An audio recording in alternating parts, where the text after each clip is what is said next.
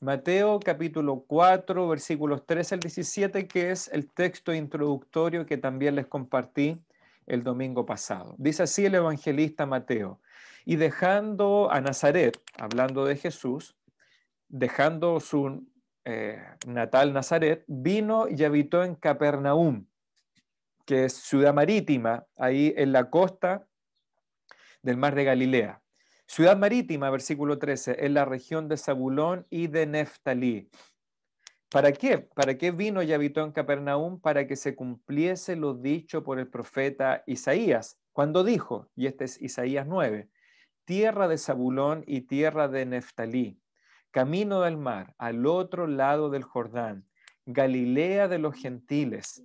El pueblo asentado en tinieblas vio gran luz, y a los asentados en región de sombra de muerte, luz les resplandeció.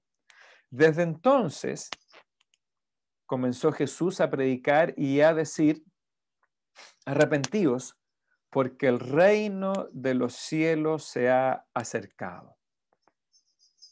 Después del evangelista Mateo de narrarnos el nacimiento de Cristo, de Jesús, desde la perspectiva de José, su padre adoptivo, su padre humano. Recuerda que José no es el padre genético sanguíneo del Salvador. Después del nacimiento de Jesús desde la perspectiva de José, después del bautismo, de la tentación ahí en el desierto, lo primero que hace el evangelista Mateo es citar esta profecía muy antigua, 700 años antes del nacimiento de Jesús, de Isaías, cuando recuerda a estas dos tribus o a estos dos pueblos, ciudades, podemos decir, de Zabulón y Neftalí, que estaban asentados en un tiempo de tinieblas. Y cuando el Señor Jesucristo viene a habitar en este lugar marítimo, en esta costa del mar de Galilea, ¿qué es lo que dice Mateo? Dice, este pueblo en tinieblas vio gran luz. Este pueblo que estaba en una región de sombra y de muerte, luz les resplandeció. Voy a leer ahora Isaías capítulo 60, que si mal no recuerdo fue el texto que leyó también nuestro hermano Francisco Zambrano cuando dirigió el domingo pasado. Isaías 60, versículos 1 al 3. Dice así el profeta: levántate, resplandece, porque ha venido tu luz, y la gloria de Jehová ha nacido sobre ti. Porque he aquí que tinieblas cubrirán la tierra, y oscuridad las naciones, mas sobre ti amanecerá Jehová, y sobre ti será vista su gloria. Andarán las naciones a tu luz y los reyes al resplandor de tu nacimiento. Si usted se fija, una metáfora, una figura literaria utilizada prácticamente desde el principio de Génesis, pasando por los profetas, los evangelios, incluso en Apocalipsis, es esta metáfora de la luz, de este nuevo amanecer para la humanidad, el resplandor que significa la venida del Señor Jesucristo, en contraste a las tinieblas, a las sombras en las cuales eh, habitaba la tierra y la humanidad. El título del primer mensaje que prediqué el domingo pasado era Un mundo en oscuridad, un mundo en oscuridad. Y ahí nosotros, o yo, les enseñé o expuse Génesis capítulo 3 y cómo después de tener esta creación sumamente luminosa, perfecta, buena en gran manera, por causa del pecado de Adán, el mundo completo en su esfera visible e invisible, la creación, el universo en su faceta espiritual y también material, entra en una profunda oscuridad de muerte, de pecado, de desobediencia y de corrupción. Génesis capítulo 2, el Señor le dijo a Adán, en el versículo 16 y 17, Dios mandó al hombre diciendo: de todo árbol del huerto podrás comer, pero del árbol de la ciencia del bien y del mal no comerás, porque el día que de él comieres, le advirtió el Señor, ciertamente morirás. Eso fue algo que expuse el domingo pasado, aunque no tuve el tiempo de desarrollarlo hasta el final. Pero aquí el Señor le prometió al hombre que si él no era obediente, si él desobedecía el mandato de no comer de este árbol, él iba a morir. Y efectivamente eso es lo que sucedió. Como consecuencia de la desobediencia de Adán y Eva, todo el mundo entró en oscuridad espiritual y real. Toda relación, y podemos ver tres esferas aquí en Génesis capítulo 3 y los próximos capítulos que fueron dañados, toda relación del hombre con el Creador quedó totalmente dañada después de la desobediencia de Adán. Es decir, esta relación prístina, íntima, transparente, de amor entre el Creador y sus criaturas, Adán y Eva, quedó totalmente dañada por causa del pecado. Además, toda relación humana quedó dañada y distorsionada. Por ejemplo, la relación matrimonial quedó profundamente dañada y anunciada, ensombrecida con una pelea, una discusión permanente entre quién iba a tener el señorío en el matrimonio, el hombre o la mujer. Así que las relaciones matrimoniales quedaron totalmente dañadas. Las relaciones familiares. De hecho, ya en el capítulo 4, después de la caída, vemos cómo Caín, el hermano mayor de Abel, le quita su vida, comete homicidio tempranamente.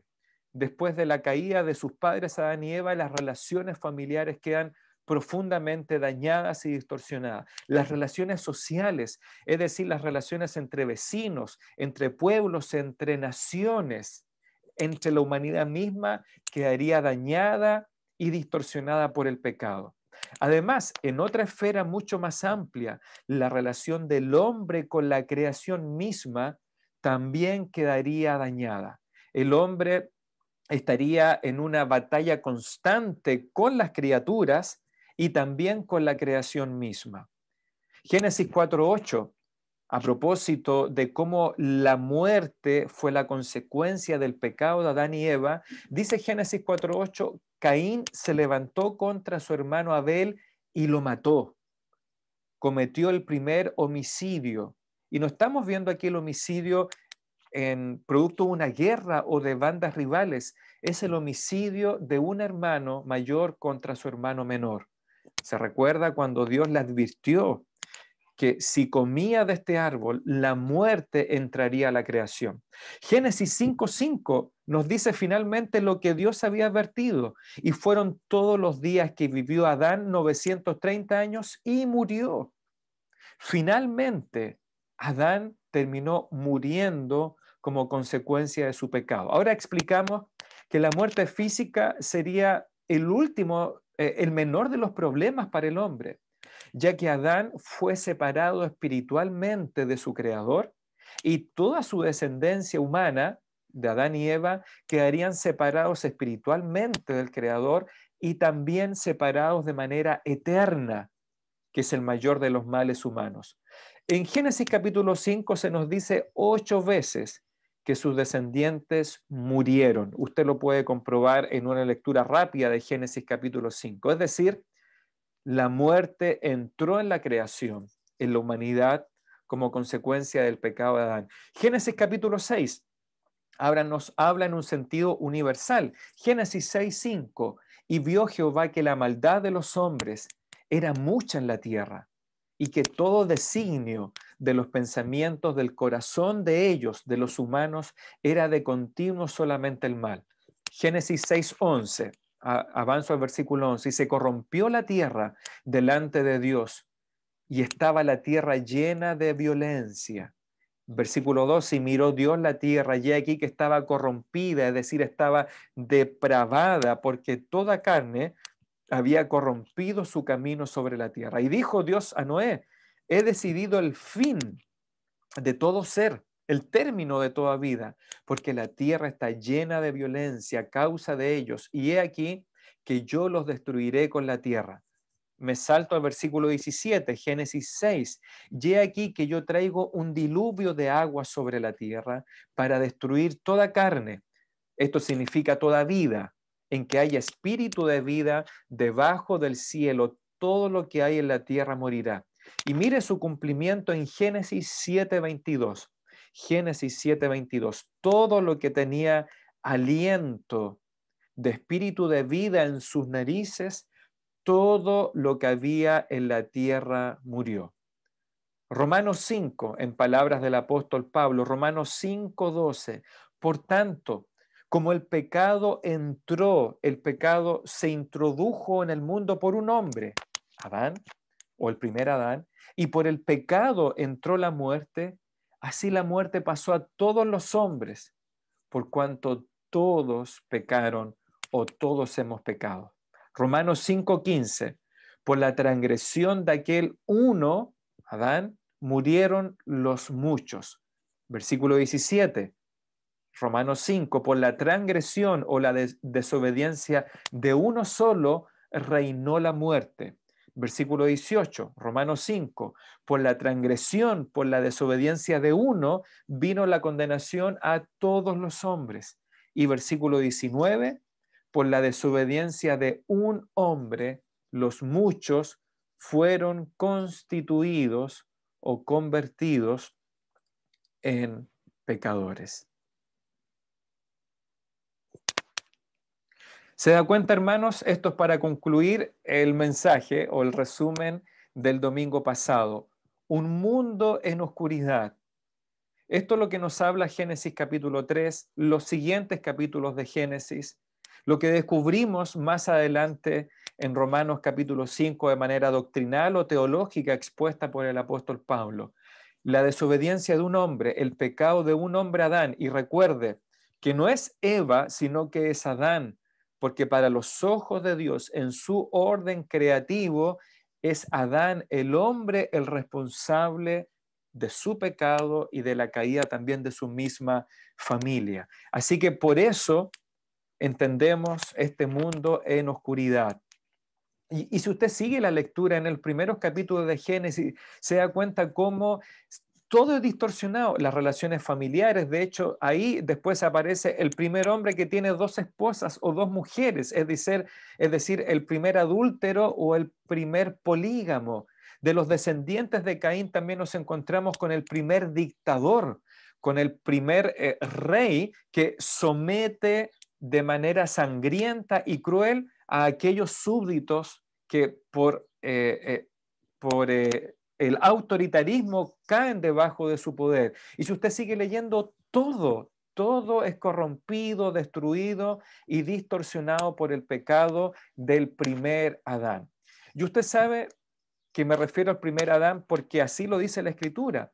Pablo en su carta a los Romanos y Pablo en su carta a los Corintios pone este contraste, es decir, Adán es el hombre arquetípico o el tipo, una sombra en contraste a lo que sería un segundo Adán o el postrer Adán, como lo llama Pablo, que es la simiente de la mujer. ¿Se recuerda Génesis capítulo 3, verso 15, el protoevangelio o el comienzo del evangelio? Dios le promete o le advierte a Satanás y a su descendencia que la simiente o el linaje de la mujer iba a dar un golpe mortal a Satanás y a toda su descendencia o su imperio de muerte, como lo dice también los escritores del Antiguo y del Nuevo Testamento. Yo no sé, Jimena, si tú subiste una imagen con un rompecabezas en algún momento o no, Jimena, un rompecabezas o no, o creo que lo vi en otra persona que subió un rompecabezas muy bonito armado, ¿ya? Y estuve viendo unos rompecabezas que tienen unas formas de animales y que está armado por diferentes piezas de animalitos, que es un rompecabezas muy maravilloso que creo que lo traen desde afuera de Chile. Y yo le conversaba a mi esposa que cada uno de estas figuritas que es una figura en sí misma, arman un gran rompecabezas, un gran panorama. Y yo se lo he dicho muchas veces, hermanos, en las clases y también en los mensajes, que la gran narrativa de las Escrituras es el mensaje de la redención. Es decir, Dios arma, organiza y estructura un gran plan de salvación y es una narrativa, pero cada historia bíblica, cada personaje es una figura en sí misma, pero estas figuras cuando Dios las va encajando en esta gran narrativa de la redención, arman este gran rompecabezas que es el nacimiento del Salvador. Y por eso les quise que ustedes leyeran estos versículos bíblicos del Antiguo Testamento, porque cada uno de ellos es una profecía, un anuncio, una historia que anticipa esta gran historia de la redención. Y el mensaje de hoy día tiene como título Un nuevo amanecer para el mundo. Si el primer mensaje del domingo pasado era un mundo en oscuridad, el mensaje de hoy día está lleno de esperanza, un nuevo amanecer para el mundo. Así que obviamente me voy a saltar muchas historias, muchos personajes y profecías para llegar ahora a este rompecabezas que son los profetas, pero un profeta en específico. Déjeme decirle lo siguiente, los profetas del Antiguo Testamento, los profetas del Antiguo Testamento fueron llamados y enviados por Dios en tiempos de densa oscuridad para el pueblo de Israel. Los profetas no vinieron precisamente para alabar al pueblo, sino para advertirles y anunciarles en un tiempo de oscuridad para el pueblo de Israel. Desde sus líderes políticos, estoy hablando de Israel, desde sus líderes políticos, reyes, príncipes y ancianos, sus líderes espirituales, sacerdotes, escribas y levitas, hasta los mismos habitantes del pueblo, personas comunes y corrientes, hombres y mujeres, ancianos y jóvenes, todos ellos, desde el más alto hasta el más bajo, desde el más anciano hasta el más infante, todos ellos estaban viviendo en decadencia. Ambos reinos, tanto el reino del norte como el sur, Israel y Judá, estaban sumidos en la más oscura decadencia. La corrupción era política, era social, era una corrupción religiosa, espiritual y moral. Es decir, la corrupción, el pecado, estaba en todas las capas sociales del pueblo de Israel. Y cada profeta, desde Moisés, Samuel, hasta los últimos como Zacarías, Malaquías, cada profeta fue llamado y enviado por Dios para denunciar todos los pecados del pueblo. El profeta era la voz misma del Dios Santo y Todopoderoso, confrontando, oponiéndose a la depravación del pueblo. El profeta, independiente del nombre que pudiese tener y el año en el cual venía, el profeta era una voz de advertencia. El profeta era una voz viva de juicio y también una voz de esperanza. El profeta, ¿qué hacía? Llamaba al pueblo al arrepentimiento. El profeta invitaba a cada israelita a venir a Dios para arreglar cuentas con este Dios que era y es 3 veces santo. Siempre tenemos la idea nosotros de que los profetas anunciaban lo por venir. Y sí, en algunas instancias anunciaron lo por venir, pero el 90% del ministerio profético era para confrontar y advertir al pueblo de sus tiempos o de su contexto. Ahora, piensa un momento en la época en la que gobernaban los jueces. ¿Lo recuerda cuando estudiamos al principio el libro de Ruth? Espero que recuerdes eso. ¿Qué pasaba en los tiempos que gobernaban los jueces? Casi 400 años. Cada persona hacía lo que bien le parecía, que lo dice ahí Jueces capítulo 21, verso 25. Cada persona, cada habitante de Israel, de las 12 tribus, hacía lo que quería y lo que le placía. Y no era precisamente lo bueno, sino lo malo delante de Dios. Ahora, ese mismo panorama decadente y oscuro del tiempo de los jueces se repitió en gran parte del tiempo de los jueces y del tiempo de la monarquía, es decir, desde David, Salomón y los otros reyes. Solo el gobierno de David, de Salomón, algo de Salomón, y unos pocos reyes de Judá son la excepción a esta regla general del pueblo. ¿Cuál es la regla general? Decadencia espiritual y moral en todo el pueblo de Israel.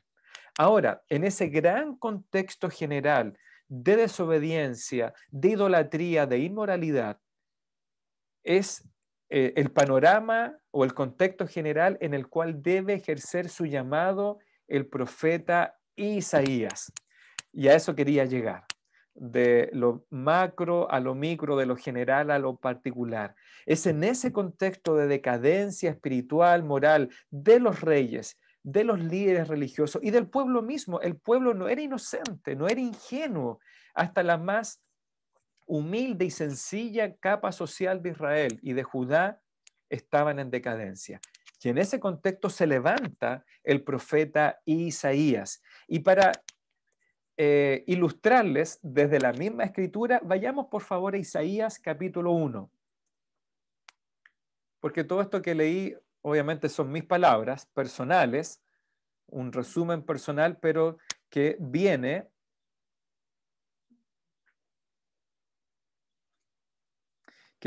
desde la misma escritura. Y para que usted lo vea y tenga la convicción que ese era el contexto general en el cual viene Isaías, mire lo que dice Isaías capítulo 1.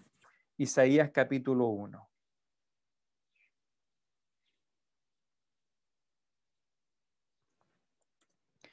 No voy a compartir el texto en la pantalla, pero léalo por favor de su Biblia ahí que tiene. Primero, la denuncia del profeta. La denuncia del profeta. Miren lo que dice Isaías 1, versos 1 a 9. Es terrible, yo lo volví a leer anoche y es brutal la descripción de la decadencia del pueblo, tanto de Israel como de Judá. Isaías 1:1 dice así: visión de Isaías, hijo de Amós, la cual vio cerca de Judá y Jerusalén en los días de Usías, Jotán, Acaz y Ezequías, reyes de Judá. Igual voy a compartir aquí lo que tengo en pantalla, por si después los hermanos lo quieren leer. Aquí está un poquito chiquitita la letra, ¿ya? Dice así, versículo 2, oíd cielos y escucha tu tierra, porque habla Jehová. Y así dice Jehová, crié hijos y los engrandecí, y ellos se rebelaron contra mí. El buey, el animal, el mamífero, conoce a su dueño. Incluso el asno conoce el pesebre de su señor. Israel no entiende. Mi pueblo no tiene conocimiento. Se da cuenta de lo crudo del diagnóstico. Aún los animales conocen a sus dueños, conocen a su Señor. E Israel no tiene conocimiento de Dios. Versículo 4. Oh gente pecadora, como exclamación, como grito de Dios. Oh gente pecadora, pueblo cargado de maldad, generación de malignos, hijos depravados.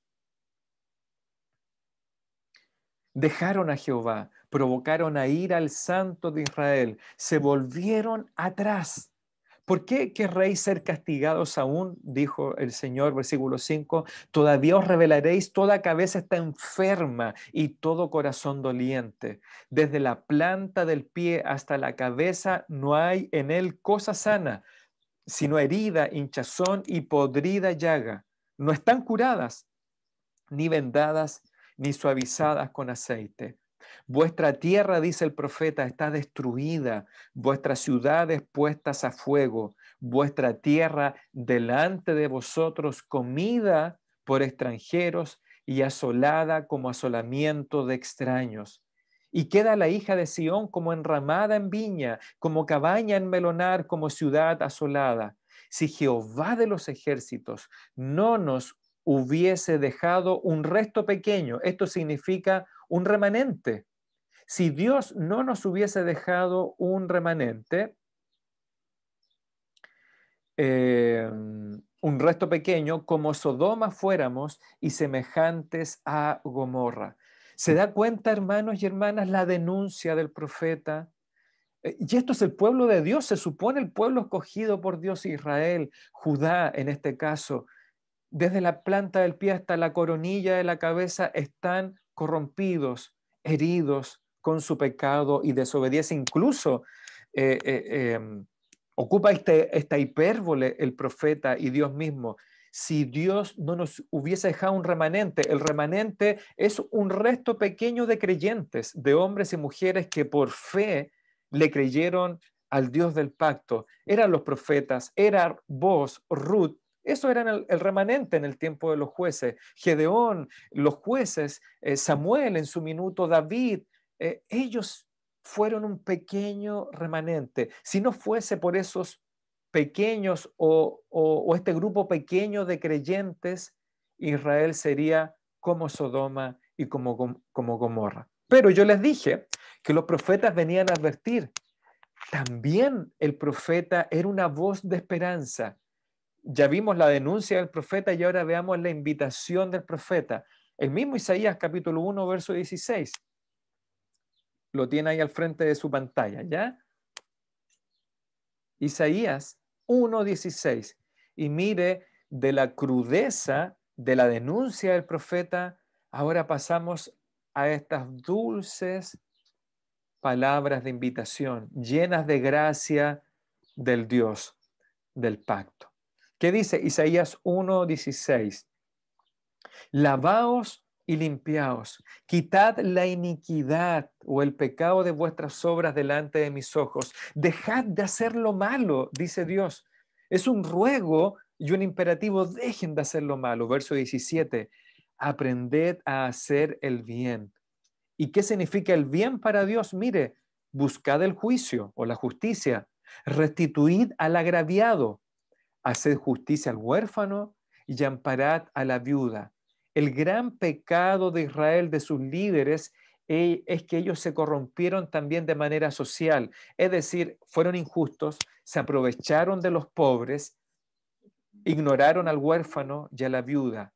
Y Dios les dice, los invito a aprender a hacer el bien. Verso 18 del mismo Isaías 1, venid luego. ¿Se da cuenta que el Señor los invita? Dice Jehová, y estemos a cuenta. Este es el lenguaje de los contadores, de los contables. Estemos a cuenta. Si vuestros pecados fueren como la grana, rojo, eso significa la grana, como la nieve serán emblanquecidos vuestros pecados. Si fueren rojos como el carmesí, vendrán tus pecados a ser como blanca lana. Vendrán a ser como blanca lana. Versículo 19, si quisiereis y oyereis, comeréis el bien de la tierra. Si no quisiereis y fuereis rebeldes, seréis consumidos a espada, porque la boca de Jehová lo ha dicho. Qué maravilloso este resumen de lo que nos dice aquí el profeta.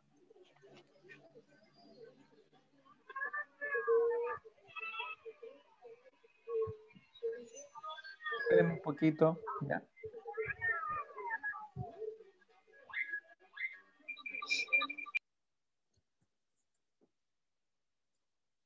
Bien, ahí recuperamos el audio.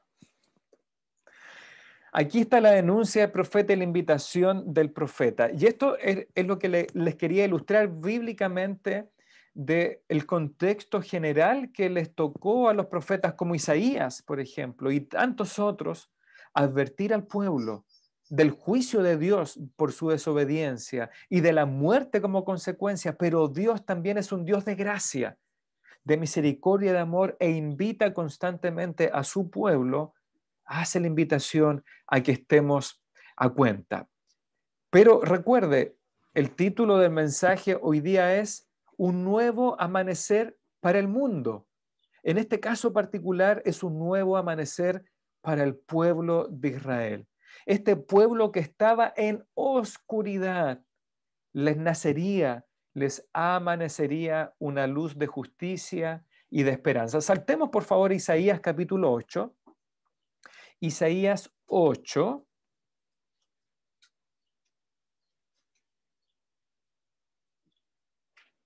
Y voy a compartir al frente en sus pantallas Isaías 8.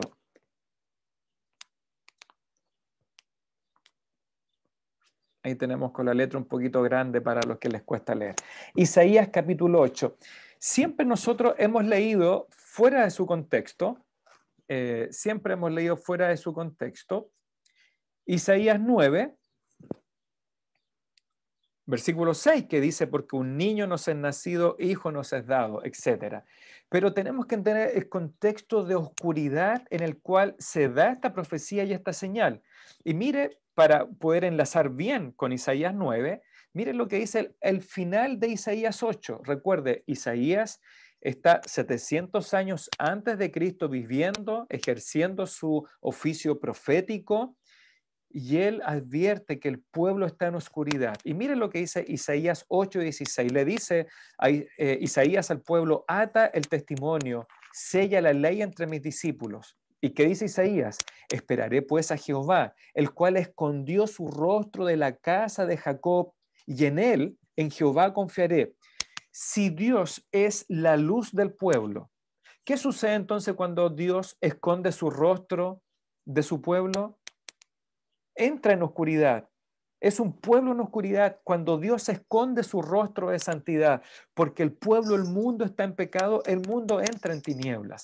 Y por eso dice Isaías, esperaré en Jehová, porque él escondió su rostro de la casa de Jacob. Versículo 18, he aquí yo y los hijos que me dio Jehová, somos por señales y presagios en Israel, de parte de Jehová de los ejércitos que mora en el monte de Sión. Es decir, el mismo Isaías y sus hijos sanguíneos iban a ser señales para el pueblo en oscuridad. Versículo 19, y si os dijeren, preguntad a los encantadores y a los adivinos que susurran hablando, responded, ¿no consultará el pueblo a su Dios? ¿Consultará a los muertos por los vivos? Es decir, iban a venir los israelitas y le iban a decir a Isaías, pregunta a los agoreros, pregunta al horóscopo, pregunta a los muertos. Dígame si eso no es una señal de un pueblo profundamente sumido en oscuridad, un pueblo que en vez de consultar a Dios, quería consultar a los muertos, a los astros, al cielo, al horóscopo, al zodíaco. ¿Y qué es lo que les va a gritar Isaías? A la ley y al testimonio. A ellos consulten y pregunten, a la ley, a la escritura y al testimonio de Dios. Ahora, si no dijeren conforme a esto, es porque no les ha amanecido, porque la luz del testimonio escrito de Dios no les ha amanecido. Y pasarán, versículo 21, por la tierra fatigados, hambrientos, y acontecerá que teniendo hambre, se enojarán y maldecirán a su rey, a su Dios, levantando el rostro en alto. Y por eso, por las condiciones que está este pueblo, enojado, desobediente, en oscuridad, dice, mirarán a la tierra, verso 22, y aquí tribulación y tinieblas, oscuridad y angustia serán sumidos en las tinieblas. ¿Se da cuenta entonces por qué el pueblo de Israel y el pueblo de Judá está sumido en oscuridad? Y ahora tiene todo el sentido Isaías 9. Corramos la página, avancemos la página o el celular, dice Isaías 9. ¿Y cuál es el título de Isaías 9 en nuestra Biblia? Nacimiento y reinado del futuro Mesías que habría de venir. Y mire ahora cómo hay un nuevo amanecer para el pueblo, un nuevo amanecer. Isaías 9, verso 1. Y se lo tengo marcado ahí con celeste, lo positivo, y en rosado, lo negativo, ya ahí al frente en su pantalla. Dice así, Dios por medio del profeta. ¿Se recuerda el pueblo? Isaías 8, profundamente asentado en tinieblas, pero dice Dios, Isaías 9:1, más no habrá siempre oscuridad, no habrá siempre oscuridad para la que está ahora en angustia, tal como la aflicción que le vino en el tiempo que livianamente tocaron la primera vez a la tierra de Zabulón y a la tierra de Neftalí. ¿Se recuerda la profecía de Mateo capítulo 4? pues al fin llenará de gloria el camino del mar, de aquel lado del Jordán en Galilea de los gentiles. Y ahí yo les muestro, ¿verdad?, que eso está en Mateo capítulo 4:15, lo que dice ahí el Señor. Voy a volver a Isaías 9 aquí en mi Biblia, en la pantalla. ¿Qué es lo que sucede aquí, hermanos?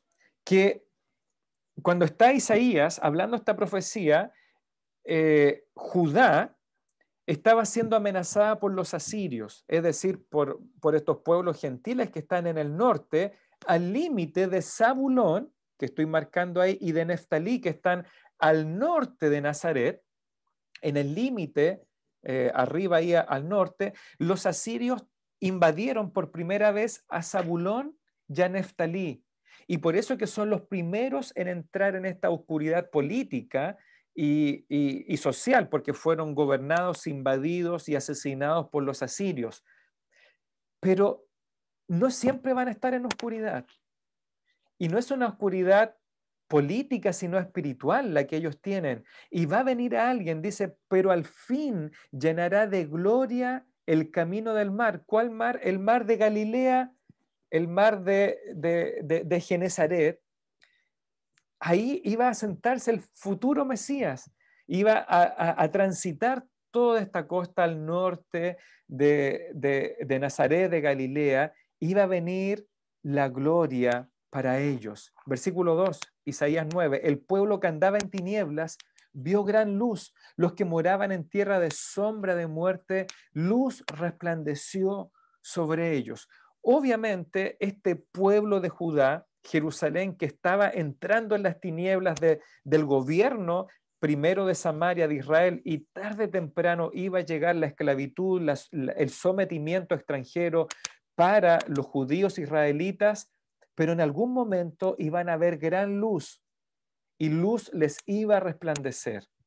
Pero no era una luz política como ellos esperaban, sino la luz espiritual del perdón de sus pecados. Y mire lo que dice Isaías ahí 9:3, multiplicaste la gente, aumentaste la alegría, se alegrarán de ti como se alegran en la siega, como se gozan cuando reparten despojos. Porque tú, Señor, quebraste su pesado yugo y la vara de su hombro y el cetro de su opresor, como sucedió en los tiempos de Gedeón, en el día de Madián. ¿Qué es lo que le está profetizando Isaías? Ustedes que están en oscuridad y van a entrar en una oscuridad política, pero también espiritual, de decadencia, de corrupción, va a venir alguien desde Galilea de los gentiles, de Nazaret, desde ahí, el norte del mar de Galilea, les va a amanecer una gran luz, les va a resplandecer una luz no política, ni militar, sino espiritual, que va a multiplicar a la gente, es decir, gentiles van a unirse al pueblo, va a aumentar la alegría. Versículo 3, el pueblo se va a alegrar delante de ti como se alegran cuando cosechan los frutos, los primeros frutos de la siega. Se gozarán el pueblo como cuando los soldados reparten el botín de guerra. ¿Por qué? ¿Por qué va a haber alegría? ¿Por qué va a haber gozo? Porque tú, Señor, dice, quebraste su pesado yugo. Para el Judá de ese momento, el yugo era lo que iban, la opresión de Nabucodonosor en el futuro, de los persas. Dios va a quebrar ese yugo, va a quebrar la vara de castigo, de juicio sobre el hombro del pueblo, va a quebrar el cetro, que es el bastón del opresor, del gobernante extranjero, como lo hizo Gedeón contra los madianitas. Todo esto es promesa para el pueblo de ese momento que va a sufrir el juicio de Dios, pero también va a tener su cumplimiento futuro en el segundo Adán, el postrer Adán, ese que iban a ser de la Virgen. He aquí la Virgen concebirá y llamará su nombre Emmanuel, que traducido es Dios con nosotros. Ahora, ellos no lo entienden, ni Isaías iba a entenderlo, pero Mateo y Lucas nos dicen que el nacimiento de Jesús, Emmanuel, Dios con nosotros, iba a ser el cumplimiento cabal, completo y final de estas profecías de Isaías 9. Sigamos con Isaías 9, verso 5 ahora. Ahí lo estoy marcando. Porque todo calzado que lleva el guerrero, la bota que lleva el guerrero en el tumulto de la batalla, y sus mantos, sus capas revolcadas en sangre, producto de la guerra, serán quemados, pasto del fuego. ¿Qué significa esta figura? Que el pueblo eh, que eran guerreros, que eran soldados acostumbrados a la batalla, a la guerra, a la muerte, al homicidio, eso metafóricamente iba a ser quemado por este príncipe de paz. Y si se queman las botas del soldado, si se quema su uniforme revolcado en sangre, ¿qué significa esto? Tiempos de paz después del derramamiento de sangre, producto del juicio de Dios sobre su pueblo desobediente. ¿Quién iba a traer gozo? ¿Quién iba a ser la luz? Versículo 2. Vio gran luz, luz resplandeció. ¿Quién iba a multiplicar la gente? ¿Quién iba a aumentar la alegría? ¿Quién iba a traer el gozo de la cosecha, el gozo del botín de guerra? ¿Quién iba a quebrar el pesado yugo sobre el pueblo, que es el yugo del pecado, de la decadencia? ¿Quién iba a quebrar la vara esa de juicio, de consecuencia del pecado sobre nuestras espaldas? ¿Quién iba a quebrar el cetro de nuestro opresor, que es el mismo maligno y Satanás? ¿Quién va a quemar todas estas cosas de guerra? Y aquí la respuesta, hermanos, para ese pueblo de Israel y para nosotros que somos la iglesia. Y aquí viene este maravilloso nuevo amanecer para el pueblo y para el mundo. Y aquí ya estamos terminando. Isaías 9, 6 y 7. Porque un niño nos es nacido. ¿Se da cuenta por qué hay que tomar este texto en su contexto? Porque el pueblo y el rey Acaz, al cual le está profetizando Isaías, es un rey malo, es un rey incrédulo, es un rey que está confiando en alianzas con otras naciones.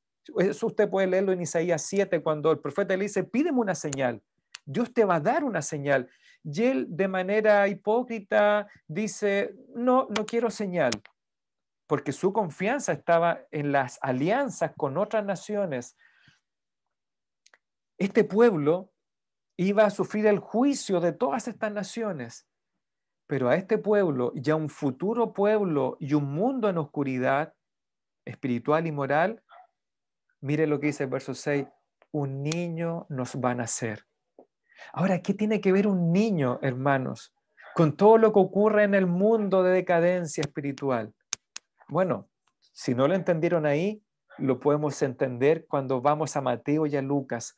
Un niño, un pequeño nos es nacido. Y un niño es el hijo de un hombre y de una mujer. Un niño no es un animalito, no es una mascota, no es un ángel. Un niño está hablando de la humanidad de aquel que va a nacer. Un hijo nos es dado, dice Dios por medio del profeta. Esta profecía habla de que va a venir alguien que va a traer esperanza, luz, gozo, paz al pueblo. ¿Quién va a quebrar la vara y el yugo pesado del pecado, de la muerte, del imperio de la muerte, del imperio del pecado que está en las manos de Satanás? No es un rey poderoso políticamente o militarmente hablando, es un niño, un hijo nos es nacido. Y el principado sobre su hombro. Y aquí se empieza a armar de manera más completa el rompecabezas. Esta es la profecía de Eva y la serpiente en Génesis capítulo 3, verso 15, la simiente de la mujer, la simiente de Abraham, el descendiente de David. Hermanos, el Dios Todopoderoso sí iba a ser niño, sí iba a ser el hijo de la mujer. El Dios eterno que está sobre el espacio, el tiempo y la materia, el Dios infinito que está fuera de este universo, del espacio, el tiempo y la materia, se iba a ser un niño, se iba a convertir en hijo. El Padre eterno se convertiría en hijo. El Dios fuerte se convertiría en un niño. El nacido en Belén, en un humilde pesebre, era el príncipe prometido a David. Sigo leyendo Isaías 6, 9:6, y el principado sobre su hombro. Esto habla de soberanía y de gobierno. De hecho, otras versiones dicen, y la soberanía sobre su hombro, sobre su espalda. Es decir, este niño, este hijo que iba a ser dado, este niño que va a ser nacido iba a ser soberano y se llamará su nombre admirable consejero. Todos coinciden en que es lo mismo, es decir, no hay una coma entre medio en el hebreo, sino que es un admirable consejero, Dios fuerte, Padre eterno y príncipe de paz. Aquí estamos viendo el anuncio de las dos naturalezas en una sola persona, la naturaleza divina, el Dios, y la naturaleza humana, el Hijo, unidos en una sola persona, admirable, consejero, el Dios fuerte, Padre eterno y príncipe de paz. Versículo 7, lo dilatado de su imperio.